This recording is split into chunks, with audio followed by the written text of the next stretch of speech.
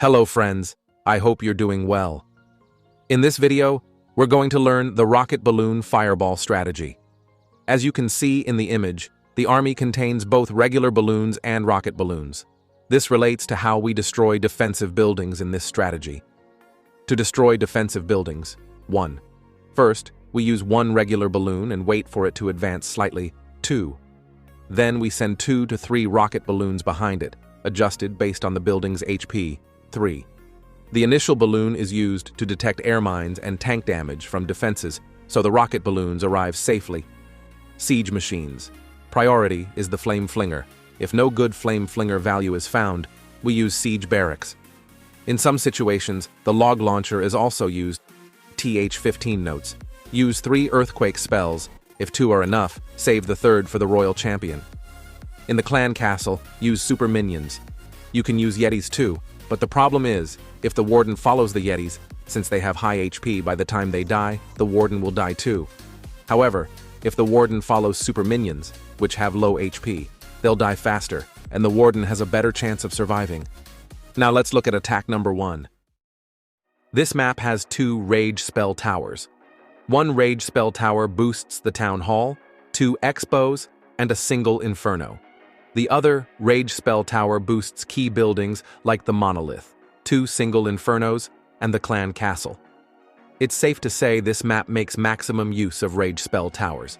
Now, let's see where we can use the flame flinger, or if we're forced to use the siege barracks. Given the expo positions on the left and right sides of the map, we can use the flame flinger there, but the top and bottom don't offer good value for it. So I'll place the flame flinger here. Next, we need to determine the best spot for the fireball. In maps with 2 rage spell towers, always try to aim the fireball near one of them because important buildings are usually placed next to rage spell towers to maximize their damage. Targeting the bottom rage spell tower is better because the warden can also reach the eagle artillery from there. If we use the warden near the top rage spell tower, the eagle artillery at the bottom will remain active and damage our heroes, forcing us to use many balloons to destroy it. So, we'll deploy the warden at the bottom. Now, we need to decide which building to hit with the fireball for maximum value. Hitting the rage spell tower itself would give great value, but it requires too many rocket balloons and invisibility spells, so we'll skip that.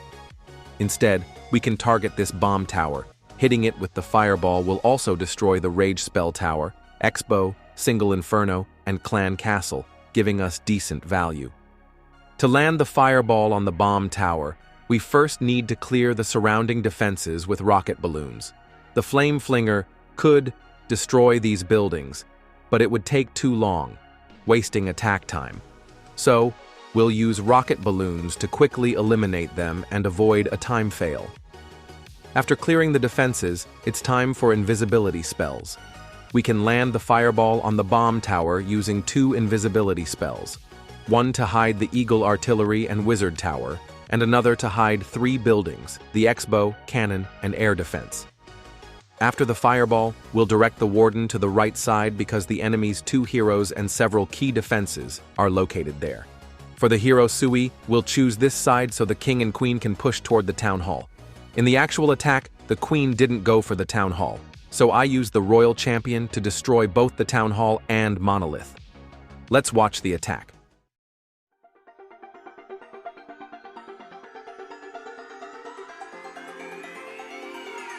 Won't you say why you're a stranger now? Your eyes escaping mine when I sit you down. Don't you feel like we're holding on onto a fairy tale, but the magic's gone? Been months of bluffing the blushes and faking the butterflies. Wake up, yeah, I'm kicking the castle down. Ooh, yeah, I think it's time to talk. Ooh, yeah, I think it's time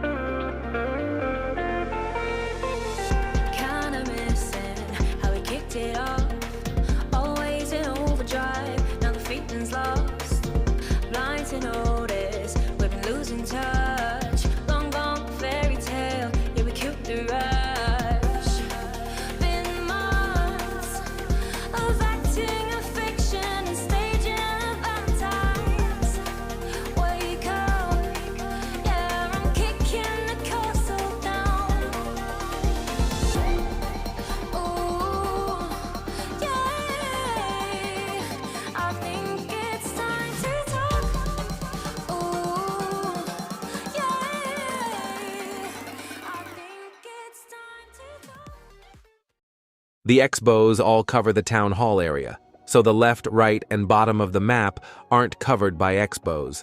This means we can use the Flame Flinger here to destroy this single inferno, and the super minions inside the Flame Flinger can also take out the enemy's minion prince, which would be perfect. Without a doubt, the best area for the fireball is near the town hall, where the monolith, 2 X-bows, 2 spell towers, and 2 scatter shots are all clustered together. The best value we can get from the fireball in this map is by using it in this spot. Now, we need to decide which building to hit with the fireball to maximize its value. By hitting the town hall with the fireball, all surrounding buildings will be destroyed. To target the town hall, we first need to destroy the defensive buildings around it using rocket balloons, so we can target the town hall with the fewest invisibility spells possible. After clearing the defenses around the town hall, we'll use 1 invisibility spell like this to hide the monolith and 2 X-bows. Then immediately follow up with an earthquake spell to activate the town hall. If we don't activate it, it won't count as a defensive building and the fireball won't target it. Right after the earthquake, we'll drop the Warden and then the fireball. The reason I say to use the Warden and fireball immediately is twofold. 1. There's a builder hut here, and if we delay, it will heal the HP of surrounding buildings, nullifying the earthquake spells. 2. After dropping the Warden, he will move toward the nearest buildings, and the closest defensive building to him might change. If the town hall is no longer the closest, the fireball might hit a different defensive building instead. So, right after using the invisibility spell and earthquake, we'll use the fireball to target the town hall. Once the fireball hits the town hall, all defenses around it will be destroyed except the town hall itself, which will wait for the Warden to take down. After that, we'll wait for the Warden to choose a direction. In this attack, the Warden chose this side, and this X-bow locked onto him, along with the Eagle artillery.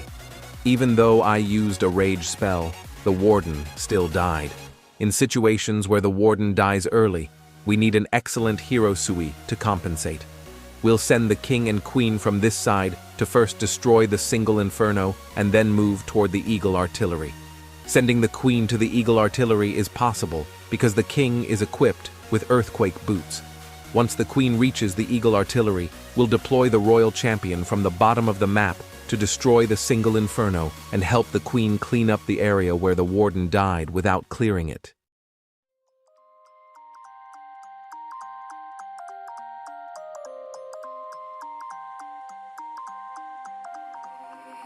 You used to stop this world from spinning. Like Superman, you were the only one to find the strength in all that I was dealing with. This life like kryptonite.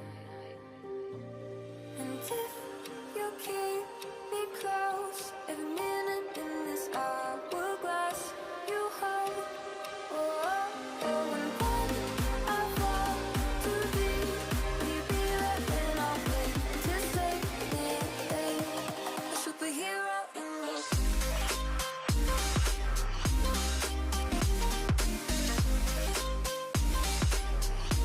A superhero in love.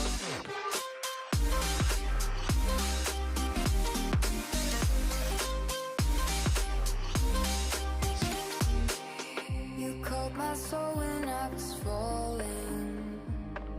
You moved the clouds to stop me from hitting the ground. In every goal there was a meaning. For this love ain't kryptonite. And if you keep me close, every minute in this hourglass you hold. Oh, oh, oh, and when I fall to be, will you be there when I wait to save me? A superhero in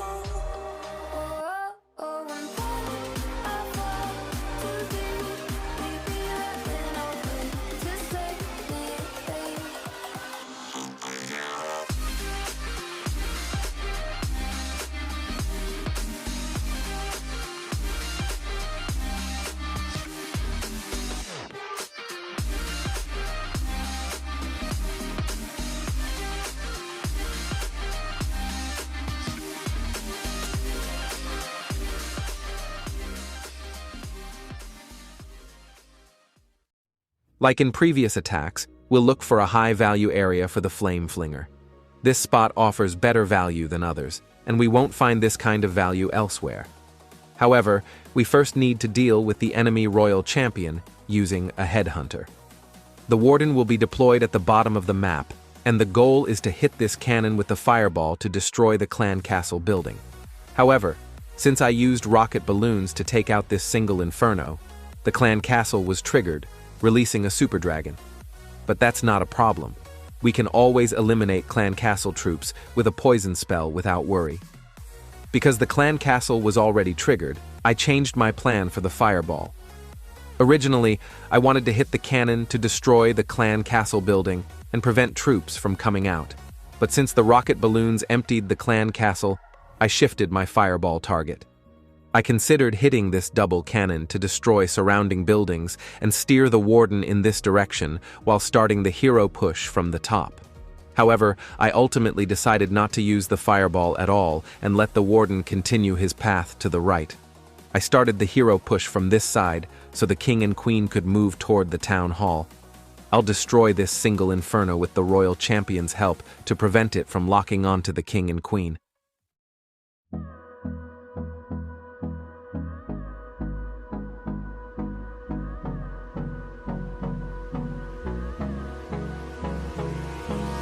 Hold me close till I get up. Time is barely on our side. I don't wanna waste what's left. The storms we chase are leading us, and love is all we'll ever trust. Yeah, no, I don't wanna waste what's left.